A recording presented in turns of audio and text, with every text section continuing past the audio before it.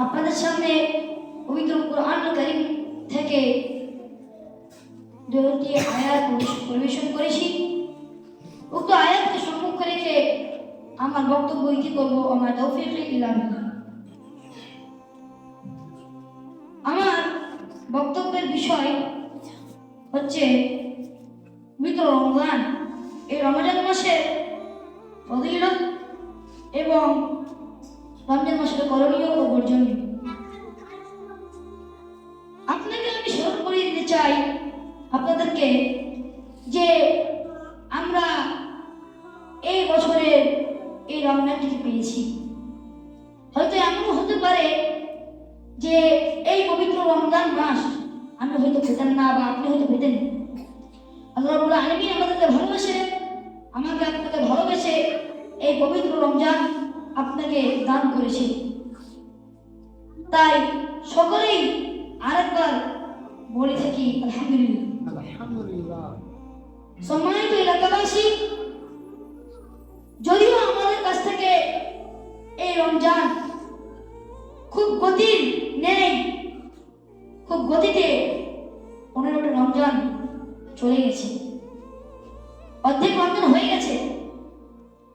যদিও আমরা কিছুদিন আগেই রমজান উপলক্ষে প্রথম রোজাতে সেহরি খেয়েছি বা প্রথম রোজা করেছি, কিন্তু দেখতে দেখতে গতির ন্যায় ট্রেনের গতিতে রমজান অতিবাহিত হয়ে চলে গেছে।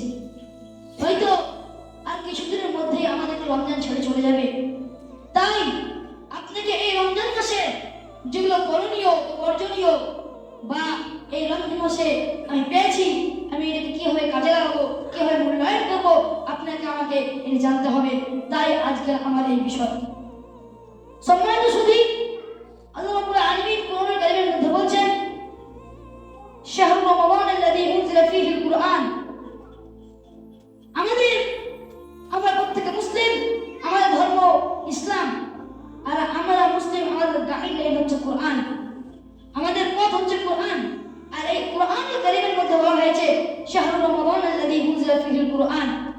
এই গুরুত্বপূর্ণ, এই পবিত্রতম, ইম্পর্টেন্টতম এই মাস, যে মাসটির নাম রমাদান, এবং এই মাসেই আল্লাহ রাব্বুল আলামিন পবিত্র কোরআনুল কারীমকে অবতীর্ণ করেছেন, নাজিল করেছেন।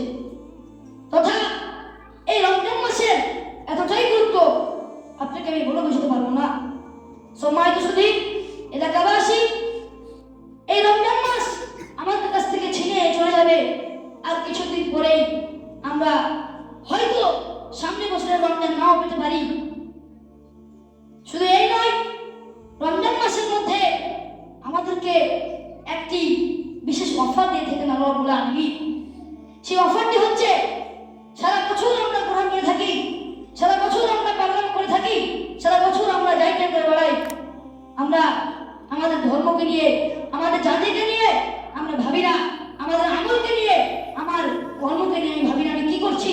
আমি দুনিয়ায় এসেছি আমার একমাত্র কারণ আমি আল্লাহ রাব্বুল আলামিনের ইবাদত করব, কিন্তু আমরা ভাবি না যে এই রমজান মাস আমরা পেয়েছি, আমরা এই সারা বছরে এত আমল করলাম, আমার কি আমল কাজে লেগেছে, কি আমার আমল কি লাগলো কাজে, না আমি কি করলাম এই পুরো বছরে। সম্মানিত এলাকাবাসী, এই অফারটি হচ্ছে আল্লাহ রাব্বুল আলামিনের পক্ষ থেকে। আমরা সারা বছর যতটুকু কোরআন পড়ে থাকি, চারবার পরে করে থাকি, তার শুধরে নেওয়ার বা আপনাকে মাফ চেয়ে নেওয়ার, ক্ষমা চেয়ে নেওয়ার একটি মাত্র মাস এই মাস, পবিত্র রমজান মাস। এই রমজান মাসে আমাদেরকে কি কি করতে হবে এবং কি কি বর্জন করতে হবে আমরা জানি। ইসলামে যেটি নিষেধ করেছে সেটি নিষেধ, আর যেটি আদেশ করেছে সেটি আদেশ, কিন্তু আমরা নিষেধকেও আদেশ করে ফেলি অন্যান্য মাস। কোন বছরে আমরা আল্লাহ রাব্বুল আলামিন রাসূল সাল্লাল্লাহু আলাইহি ওয়াসাল্লাম আমাদেরকে যে সমস্ত আদেশগুলো দিয়েছেন, সেই আদেশকে আমরা মানি না, সেগুলোকে নিষেধ করে দিই, এবং আল্লাহ রাসূলের যে সমস্ত জিনিসগুলো নিষেধ করা হয়েছে সেগুলোকে আমরা আদেশের ন্যায় নিয়ে নিয়েছি। সম্মানিত এলাকাবাসী, আল্লাহ রাব্বুল আলামিন কোরআনুল কারীমের মধ্যে বলছেন, ইয়া আইয়ুহাল্লাযীনা আমানু কুতিবা আলাইকুমুস সিয়াম কামা কুতিবা আলাল লাযীনা মিন ক্বাবলিকুম লাআল্লাকুম তাত্তাকুন।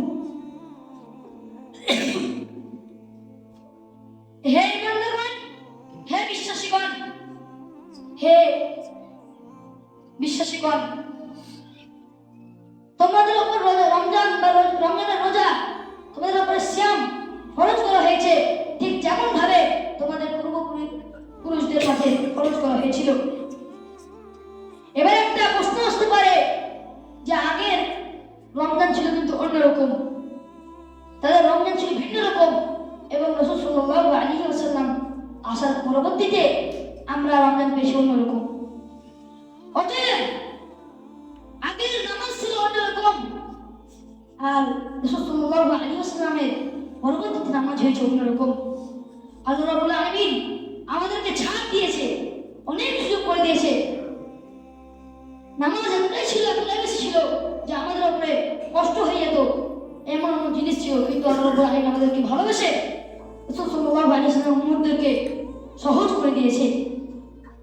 সম্মানিত সুধী, এই রমজান মাসে আমরা কি কি করব এবং কি কি বর্জন করব তা নিয়ে আমি একটু আলোচনা করব। আমরা রমজান মাসে ঠিকভাবে মূল্যায়ন করি না, ঠিক যেমন ভাবে অন্যান্য মাসে আমরা কাটাই, ঠিক রমজান মাসে ঠিক তেমন ভাবে কাটাই। কিন্তু না, এই রমজান মাস এতটাই গুরুত্বপূর্ণ, আপনি যদি কিছু দান করেন, আপনি 20 টাকা দান করলেন, 20 টাকা দান করলেন, 30 টাকা দান করলেন, সেই দানটা আপনার 70 গুণ বেশি থাকবে। এটা আমাদের দলিল আছে। যাই হোক, এই রমজান মাস এতটাই গুরুত্বপূর্ণ মাস, আমাদেরকে এই রমজান মাসে অন্যান্য টাইমে আমরা যে সমস্ত গুনাহগুলো করে থাকি, আমরা নিষেধকে আদেশ করে নিয়ে দিই, কিন্তু সেই আদেশগুলোকে নিষেধ করে দিই, সেই জিনিসগুলো থেকে বেঁচে থাকবো। তাই রমজান মাসকে আমরা পেয়েছি। এই রমজান মাস যে জিনিসগুলো আমাদেরকে বর্জন করতে হবে। সম্মানিত সুধী, এই রমজান মাসে আল্লাহ রাব্বুল আলামিন একটি অফার দিয়েছে, আপনি সেই অফারটিকে কাজে লাগাবেন। আপনি যদি ওই অফারকে কাজে না লাগান তো আপনার কোনোই যায় আসে না, আপনি একদম জাহান্নামের আগুনে পড়বেন। প্রথমত আমাদেরকে এই রমজান মাসে ইম্পর্টেন্ট যে বিষয় সেটি ছাড়তে হবে, যেটি খুব প্রচারিত সবারই মাঝে, মুসলিম হওয়া সত্ত্বেও আমাদের মাঝে ঢুকে আছে, সেটি হচ্ছে নেশা। এই রমজান মাস চলে এসেছে, এই নেশা ছাড়া যদি কোনো শ্রেণী নাই, তো ইফতার হয়ে যাচ্ছে, ইফতারের পর আবার সেই বিড়িতে আগুন ধরিয়ে দিচ্ছি, আমরা নেশাতে আবার জড়িত হয়ে যাচ্ছি। কিন্তু এই রমজান মাস এতটাই গুরুত্বপূর্ণ মাস, এই মাসকে আমরা মূল্যায়ন করি না, আমরা কিছু ভাবি না, আমরা হেরফের করে পাঠিয়ে দিই। কিন্তু এই নেশা এতটাই জঘন্যতম জিনিস, আল্লাহ রাব্বুল আলামিন এই বিষয়ে বলছেন, এই নেশাতে তুলবে, যে এই নেশাতে তুলব, যার মধ্যে অন্যতম একটি গান বাজনা। এই গান বাজনা, এই সমস্ত জিনিসগুলো নিফাকে জর্জরিত তথা মুনাফিকি। সম্মানিত সুধী, শুধু এই নয়, আমরা অন্যান্য মাসে যা করি সুদ ঘুষ, কিন্তু এই রমজান মাসও আমাদের চলতে থাকে। এটা কেন হবে? অন্যান্য মাসে তো হারাম, পুরো বছরের জন্য হারাম, এটা মুসলিমদের জন্য হারাম করা হয়েছে, এইসব জিনিসগুলোকে নিষেধ করা হয়েছে, কিন্তু আমরা করি। কিন্তু বিশেষভাবে ইম্পর্টেন্ট এই মাস আমরা অফার পেয়েছি, এই মাস আমরা করবো, যে মাসে আমাদের ক্ষমা চাওয়ার দিন, একটি মাত্র মাস, যে মাসে আমরা আল্লাহ রাব্বুল আলামিনের কাছে কান্নাকাটি করে আমরা আল্লাহ রাব্বুল আলামিনের কাছে চাইবো, আল্লাহ রাব্বুল আলামিন আমাকে ক্ষমা করে দাও, কিন্তু আমরা এই মাসেও সুদ ঘুষে লিপ্ত হয়ে যাচ্ছি। জেনা, ব্যভিচার, চুরি, ডাকাতি, গীবত, অহংকার, এছাড়া আরো অন্যান্য যে সমস্ত গুনাহ আছে, আমরা গুনাহ জর্জরিত হয়ে আছি। এই গুনাহগুলো আমাদের থেকে বেঁচে থাকতে হবে। এই গুনাহ এতটাই খারাপ গুনাহ, আপনি জানেন না, আল্লাহ রাব্বুল আলামিন কোরআন কারীমের মধ্যে বলছেন, ফামান কানা ইয়ারজু লিকা রাব্বিহি ফালইআমাল আমালান সালিহা ওয়া লা ইউশরিক বিইবাদাতি রাব্বিহি আহাদা। সুতরাং যে তার রবের সাথে সাক্ষাৎ কামনা করে সে যেন সৎ কাজ করে এবং তার রবের ইবাদত শিরক না করে।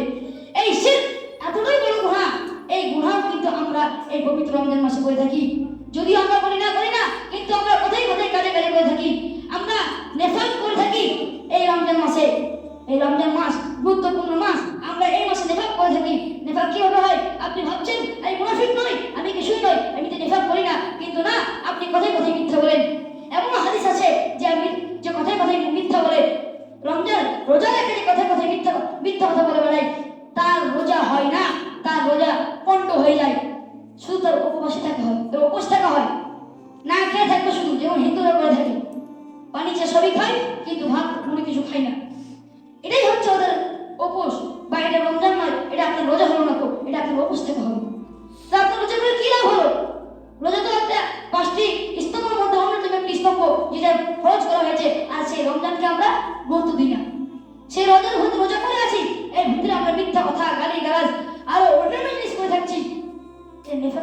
করছে। এবার বলি ভাই নেফাক মানে কি? নেফাক কি জিনিস? নেফাক কি ভয়াবহতা? আসলে নেফাক হচ্ছে এক বচন শব্দ এবং বহুবচন যে মুনাফিক। এই মুনাফিক নেফাক দুই প্রকার, নেফাক ইতিকাদি, নেফাক আমালি। নেফাক আমালি হচ্ছে ছোট নেফাক এবং ইতিকাদি বড় নেফাক। এই সমস্ত নেফাকগুলো করলে পরে আপনার কি হয়? এর আলামত কি কি? এর আলামত বহু আছে, কিন্তু সেই হাদিস অনুযায়ী কথায় কথায় মিথ্যা বলা, গালিগালাজ করা, অঙ্গীকার করে অঙ্গীকার ভঙ্গ করা, চুক্তি ভঙ্গ করা, আর অন্যান্য যে সমস্ত জিনিসগুলো আছে। সম্মানিত এলাকাবাসী, এই নেফাক শুধু এই নয়, আমরা অন্যান্য মাসে নামাজ তো পড়ি না, কিন্তু এই রমজান মাসেও আমরা নামাজকে ছেড়ে থাকি। এই নামাজ সম্পর্কে আল্লাহ রাব্বুল আলামিন নেফাকের সাথে জড়িত করে দিয়েছে। আপনি একবার ভেবে দেখুন, আল্লাহ রাব্বুল আলামিন বলেন, ইন্নাল মুনাফিকিনা ইখাদিউনাল্লাহ ওয়া খাদিউহুম ওয়া ইযা কামু ইলা সালাতি কামু কুসালা।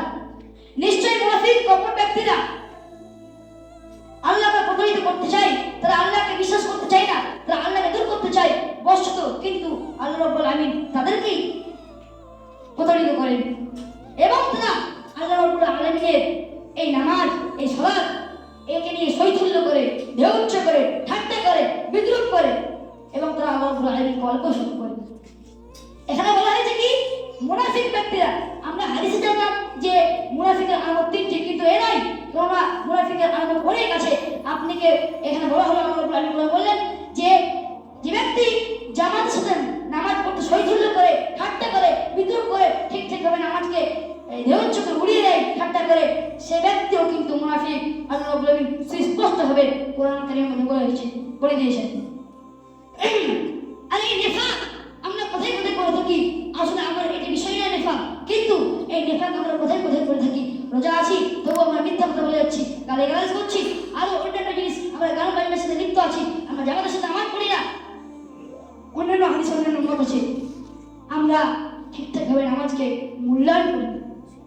তো এই নামাজ যারা পড়বে না, এই নামাজকে যারা শৈথিল্য করবে, ঠাট্টা করবে, তাদের জন্য কিন্তু রয়েছে এই মুনাফিকের ভয়াবহতা।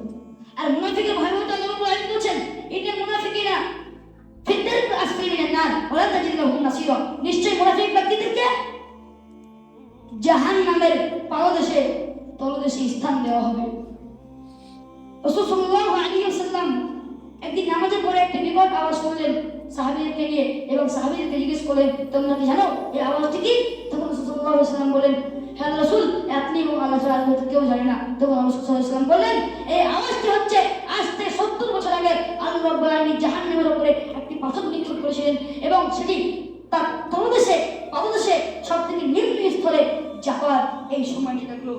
চিন্তা করে দেখুন, আমাদের এই দুনিয়ার আগুন, এই আগুন মাত্র 1%, এবং জাহান্নামের আগুন এর তাপমাত্রা ভোল্টেজ 70 গুণ বেশি, এবং আর সেই জাহান্নামের আগুন আপনাকে পুড়তেই হবে, কিন্তু আপনার স্থান হবে জাহান্নামের পাদদেশে।